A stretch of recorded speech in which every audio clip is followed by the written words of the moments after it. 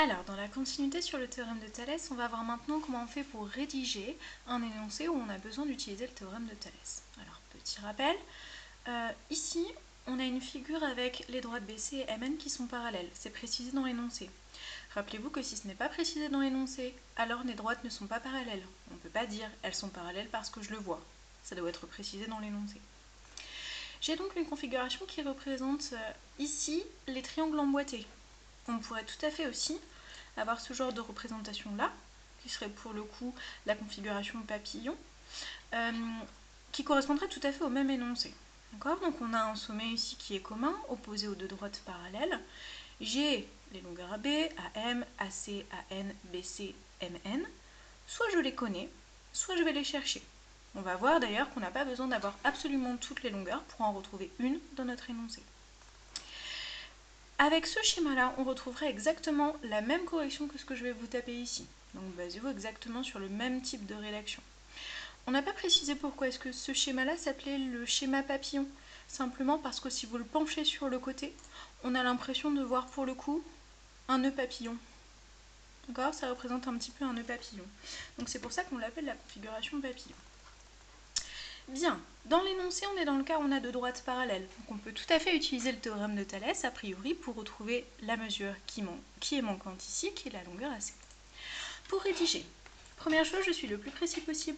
Donc je vais d'abord parler du grand triangle dans lequel je vais travailler, notamment le triangle AMN.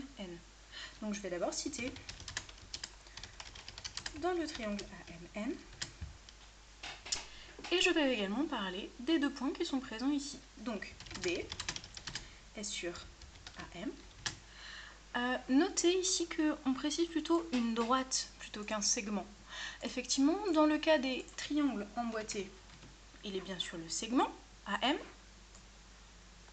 Dans le cas du papillon, il est sur la droite, parce qu'il n'est pas compris entre M et A. Pour être sûr de ne pas vous tromper dans la rédaction, précisez la droite. B est sur AM, et C est sur AN. Même chose, je précise que c'est une droite. Bien, j'ai décrit un petit peu la figure, je vais donner la condition qui est importante, donc que les droites BC et MN sont parallèles. BC et MN sont parallèles.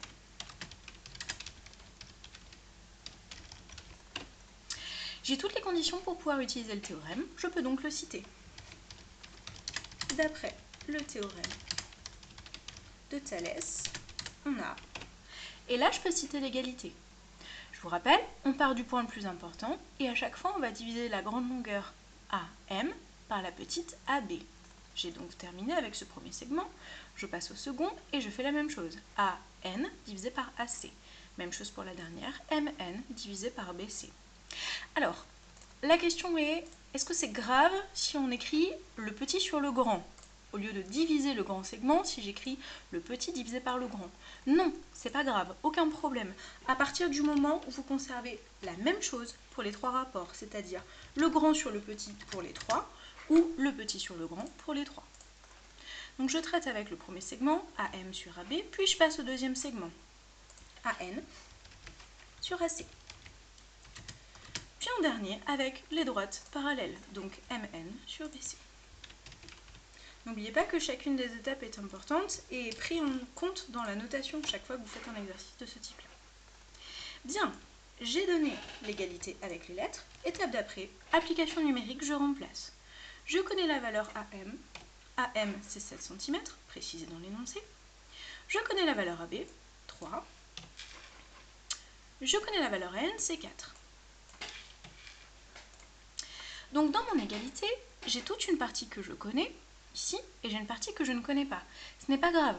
Ce que je cherche, c'est la longueur AC. Je vais donc me concentrer sur la partie d'égalité que je connais, ça veut dire la partie qui est à gauche.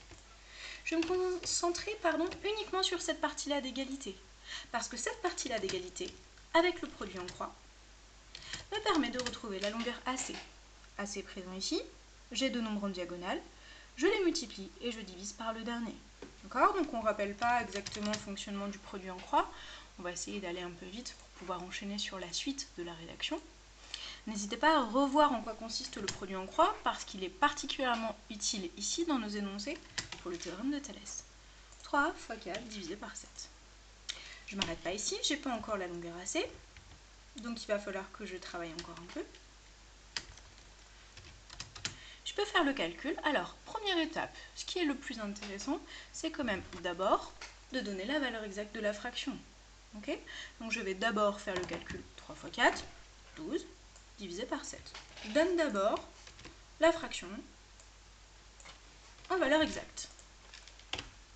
Ensuite, je tape la division à la calculatrice et je trouve que 12 sur 7, ça fait à peu près 1,71, 42, 8, etc., etc. Soit dans mon énoncé, on m'a donné précisément une information sur l'arrondi, auquel cas il faut que je m'y tienne. Soit on ne m'a pas donné d'information précise, auquel cas je fais un arrondi comme je veux et on ne peut pas me pénaliser. Pour l'arrondi, si j'ai décidé d'arrondir au centième, au millième, etc. N'oubliez pas le symbole de l'arrondi. Vous faites un arrondi, ce n'est pas une valeur exacte, je le précise dans mon résultat. Et phrase de conclusion, n'oubliez pas la question à laquelle vous étiez censé répondre. Donc, AC, crochet, parce que je parle du nom AC et non pas de sa longueur. Le segment AC mesure 1,71 et je me réfère à l'unité de référence de mon énoncé, ici le centimètre. J'ai donc retrouvé la mesure AC.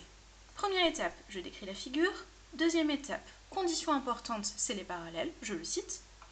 Troisième étape, j'ai toutes les conditions pour utiliser le théorème de Thalès, je le cite. Quatrième étape, égalité, avec les lettres. Cinquième étape, je remplace, application numérique. Et sixième étape, après je m'intéresse uniquement à la partie d'égalité, où le AC est présent, évidemment, et où j'ai le plus de valeurs possible, pour pouvoir faire un produit en croix. Valeur exacte dans la fraction, puis valeur rapprochée, en fonction de l'énoncé, ou alors, si vous n'avez rien dans l'énoncé, un arrondi. Le mieux pour une longueur, c'est quand même de faire au centième. Et phrase de conclusion, donc AC mesure 1,71 cm. Voilà pour la rédaction du théorème de Thalès. Vous avez donc des exercices qui sont particulièrement intéressants dans le manuel. Vous avez toutes les informations dans l'agenda pour mes élèves, donc vous savez quels sont les exercices que vous allez pouvoir travailler maintenant en soignant votre rédaction. Voilà, je vous souhaite bon courage pour la suite. Bonne journée.